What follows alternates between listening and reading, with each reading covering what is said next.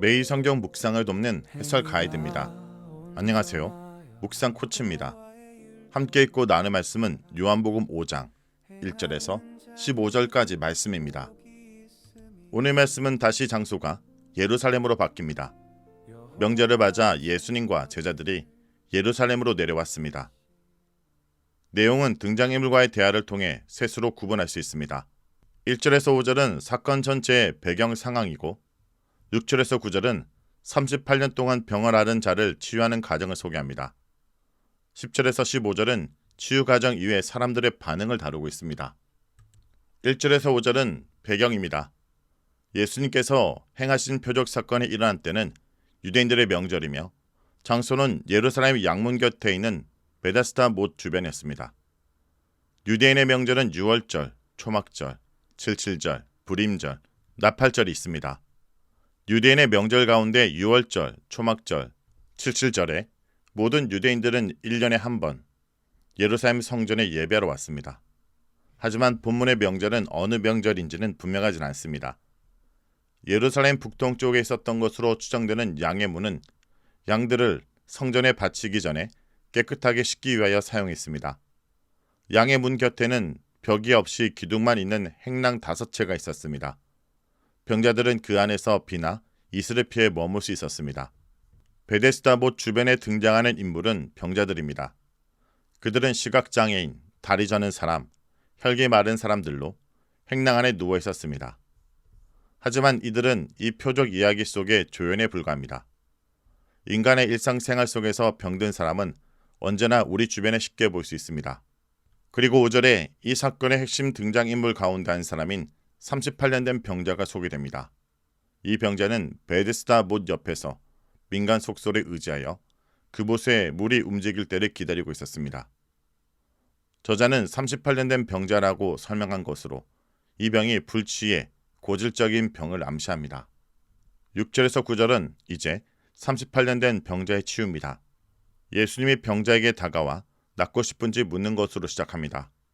병자는 물이 움직일 때 다른 사람이 먼저 들어간다 라고 대답합니다.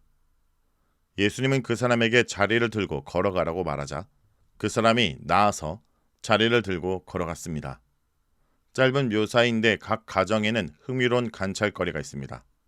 첫째, 사람들의 요청이 없는데도 예수님이 기적을 행하고 있습니다. 사복음서에서 대부분의 치유 기적은 문제를 가진 사람이 예수님께 도움을 청하고 예수님이 응하여 기적을 행하는 과정으로 진행됩니다. 물론 예도 있었습니다. 거라사 지방 군대에 귀신 들린 사람은 예수님이 먼저 귀신을 쫓아냈습니다. 그러나 그 경우는 사람이 귀신 들린 상태이기에 대화 과정 없이 기적을 행했습니다. 그 외에는 처음이었습니다. 나중에 9장에서 선천적인 시각장애를 치유한 가정도 요청 없이 예수님이 먼저 기적을 행합니다. 두 번째, 병자를 향한 예수님의 질문을 보겠습니다. 예수님은 그 병자가 누운 것을 보고 그의 병이 오래된 줄 알았습니다.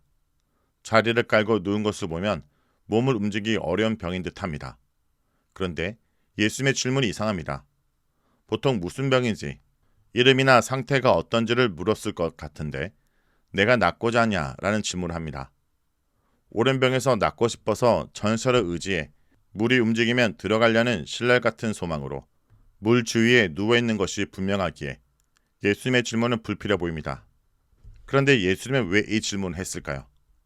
자기가 치유받아야 되는 존재임을 병자에게 상기시키고 내면에 있는 소망의 기대를 인식시키고 싶었을 것입니다. 셋째, 예수님에 대한 병자의 대답을 보겠습니다. 예수님의 질문도 엉뚱하지만 이 병자의 대답은 더 이상합니다. 예수님의 질문은 예, 아니요를 요구하는 것인데 38년 된 병자는 설명 형식으로 대답합니다. 자신이 물이 움직일 때 들어가 고침을 받고 싶은데 물이 움직이면 다른 사람들이 먼저 들어간다 말합니다.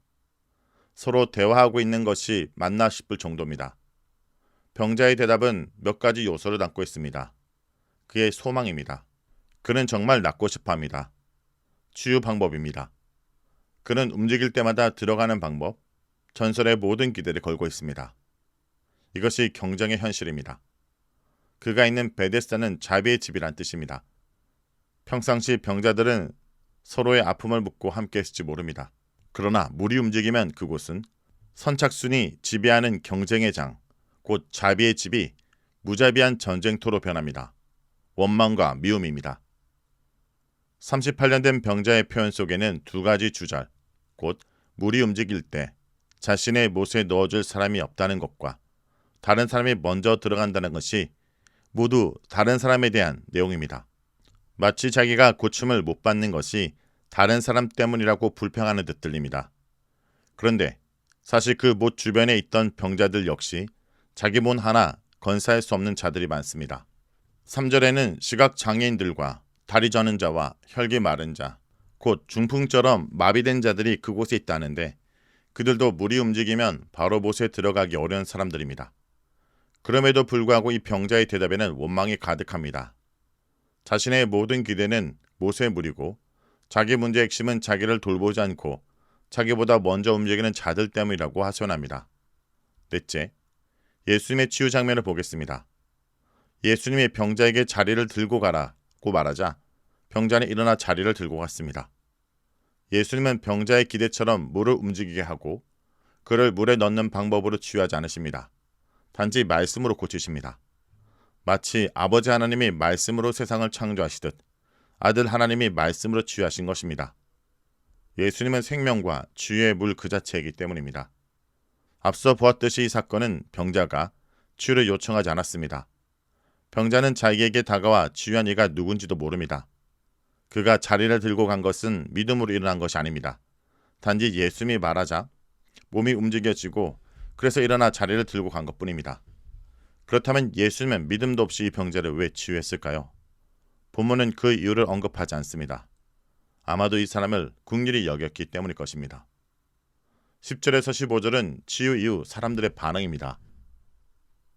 이 표적 사건이 안식일에 일어났고 병자가 자신의 자리를 들고 왔기 때문에 유대인들은 치유받은 병자에게 율법을 범했다 말합니다. 당시 유대인들의 안식 규정에는 안식일에는 짐을 나르지 못하도록 되어 있기 때문입니다. 유대인들은 병자가 불치병에서 치유되어 새로운 인생을 살게 된 것을 기뻐하고 축하하기보다는 안식일 규정을 어긴 것에 초점을 맞추어 정죄하고 있습니다. 치유받은 병자는 위기를 모면하려고 예수님을 비난하면서 안식일 규정 위반의 책임을 예수님에게 전가하는 야비함을 보이고 있습니다.